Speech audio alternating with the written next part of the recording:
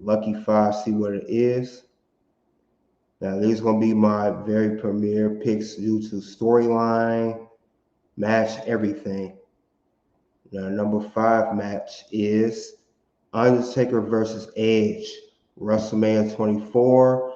This is for the World Heavyweight Championship. The streak extends to 16 and 0. Now, as I stated earlier with Batista, after that rival was done, Undertaker also had a rival with Edge. It started when Edge cashed in a money back contract. He moved SmackDown from Raw. He cashed Undertaker for his first ever World Heavyweight Championship run. I know Undertaker was storyline injured. That's why Edge won the belt from him. He had a nagging injury, and Edge himself had an injury. He didn't hold on the belt that long for that first championship run for World Heavyweight Champion. Um, it was pretty much a back and forth on thing. Edge was really getting on Undertaker's skin. He was always interfering or getting Undertaker's way, especially at Survivor Series 2007. It was Undertaker versus Batista for a Hell in a Cell match. And Edge, who came back from some injuries I mentioned, he attacked the cameraman. He got in the cell, hit Undertaker with the chair, and Batista was able to win the match. And it's really kicked off their feud. That late in that year, I think they had triple threat: Edge, Batista, Undertaker, and Edge won the triple threat, became world champion. And that year, Undertaker won the rights to face Edge for the world title at WrestleMania, and they had a great story.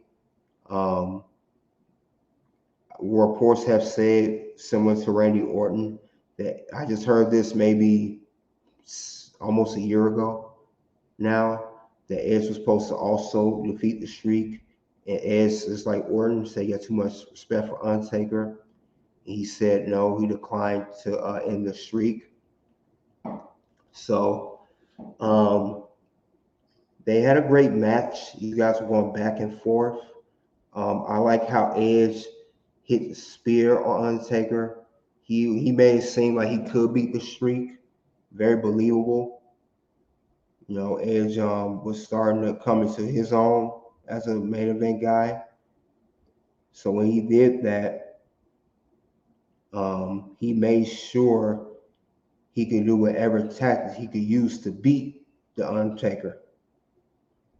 But Undertaker prevailed and ended up beating Edge. And this was the first WrestleMania where Undertaker defeated an opponent using the Hell's Gate submission move. And he, for the second year in a row, right after Batista, he won the world title at WrestleMania. So, like I said, this was a very, very good rivalry. Edge and Undertaker had great chemistry. Especially loved a SummerSlam Hell in a Cell match that year. And I mentioned that 2 weeks ago for my top Hell in a Cell matches. You guys want to check that out. But Edge and Undertaker, it was a very good match. I like how these guys kept up with each other because Edge is a big guy too. He's 6'5", 220, 230. So this was a very good rivalry. This was definitely a great WrestleMania match.